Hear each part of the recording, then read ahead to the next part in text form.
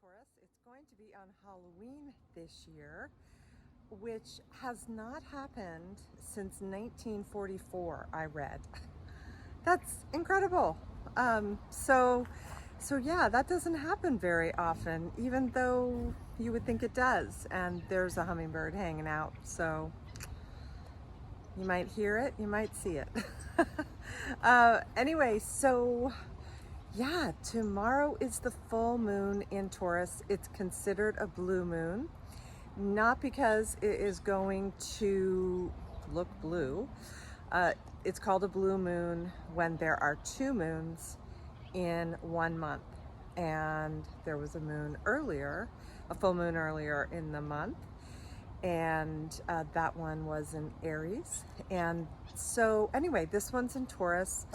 And along with it being the full moon in Taurus, Uranus is also conjunct the full moon. And Uranus is a planet known for breakthroughs, change, fast change, unexpected change sometimes.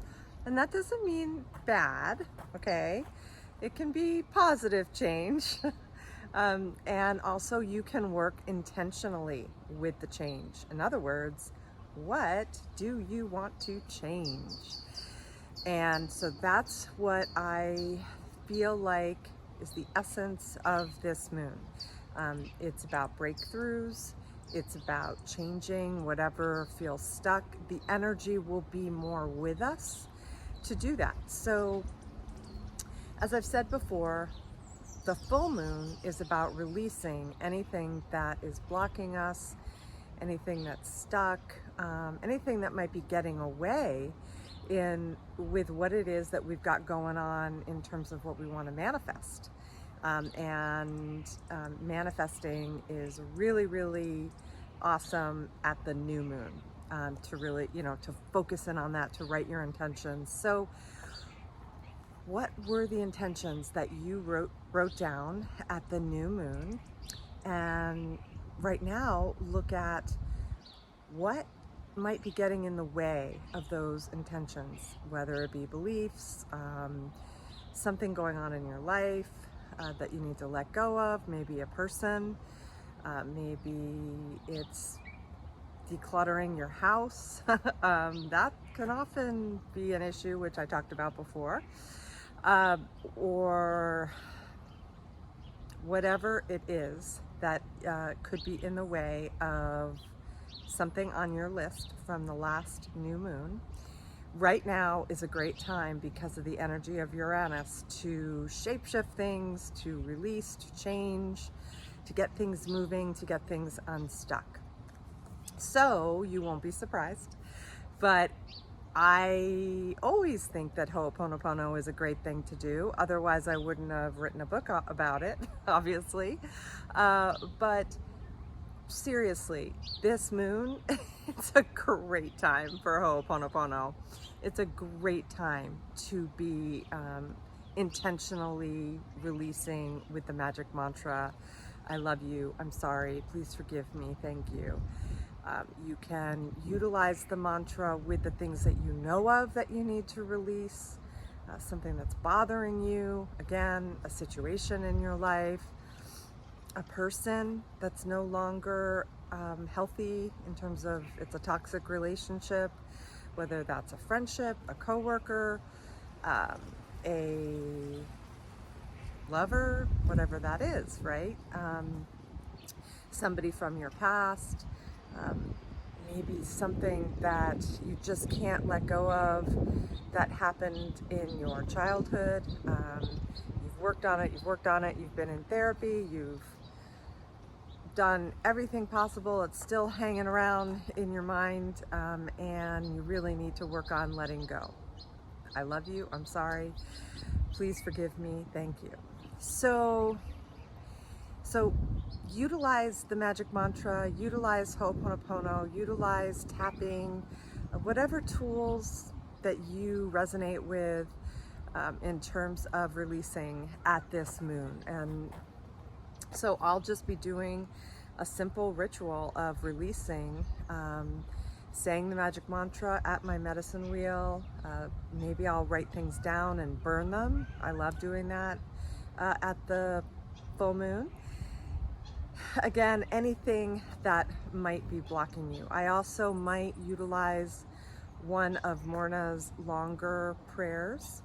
Morna is the kahuna from Hawaii that updated Ho'oponopono to kind of a more modern style where you work on everything within yourself versus having to get together with everybody that you're having issues with, and until you are at a place of letting go and forgiveness and shape-shifting whatever was going on.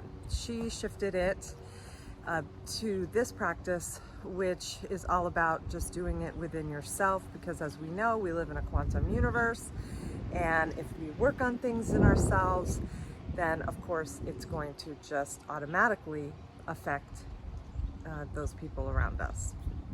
So I might utilize one of her longer prayers.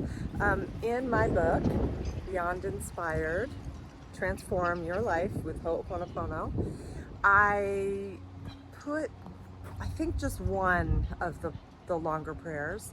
But I'll read this to you now, and if you want to utilize it at your full moon ritual or really any time at all, it's just a really powerful prayer. You say it 4 times, and it's called a prayer. It doesn't mean that this is religious. It just, the word is that it's just called Morna's prayer. So if you need to call it something else because that's triggering you, then go for it. Okay, so here it is. And again, I'm reading this from my book. So if you get my book on Amazon, you'll have this and a lot more too, but this prayer is in there. Divine Creator, Father, Mother, Son as one. If I, my family, relatives, and ancestors have offended you, your family, relatives, and ancestors in thoughts, words, deeds, and actions, from the beginning of our creation to the present, we ask for forgiveness. Let this cleanse, purify, release, cut all the negative memories, blocks, energies, and vibrations, and transmute any unwanted energy to pure light. And it is done. So do you see some of the words in there and how perfect they are for the full moon? The full moon is about releasing. It's about cleansing. By the way, it's a great time if you have crystals, put them outside tonight in the light of the full moon, and actually do it for the next 2 nights. The full moon is at 7:49. I might be a little off there by like a minute, a.m. Tomorrow on Halloween. So get them out there tonight, keep them out there Halloween night. Often I keep them out for 3 nights. I don't know, I love that number, so it makes sense to me. So anyway, in this prayer there are words like let this cleanse, purify, release. Those are all full moon words. They're perfect. So that's why I think this would be an amazing prayer for the full moon ritual if you want to do one. But anyway, just completely focus on release, and anything that's blocking you, the energy is with you. Another thing that I did was I picked a card for the moon. This is a new deck that I just got at Crystal Magic, my favorite store in Dona. And it's called the Spirit Animal Oracle. I think that's what it's called. Anyway, I love it. And the card I picked is Crow Spirit, and it says co-create with spirit. I just thought that was so perfect, because the message of this card is you're a magician. You can create whatever you want. You know, your thoughts, your feelings, your beliefs, that's what creates your reality. You are magical. And of course, the full moon already feels magical, right? And so release anything that's blocking you from clear thoughts, from clear feelings, from having beliefs that actually go with what it is that you want to create versus the opposite, which is usually a bunch of fears, right? That's another thing that we can clear at the moon, is any fears we have. And it's just a really intense time right now in the world. The election's coming up, COVID happening, on and on and on it goes, right? There's so many things going on.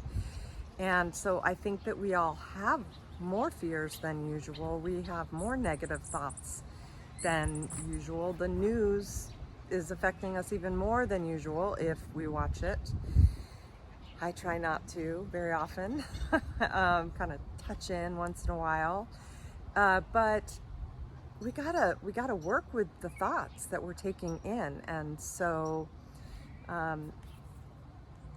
this card is a reminder that our thoughts create, that we co-create with spirit all the time, whether it's something that we're excited about and is on our list of intentions, or is the absolute opposite and the shizzle's hitting. So I would just say that the message of this moon and this card is, plussing it, is to get clear. To get clear. That's the perfect thing to be doing tomorrow when you do your full moon ritual.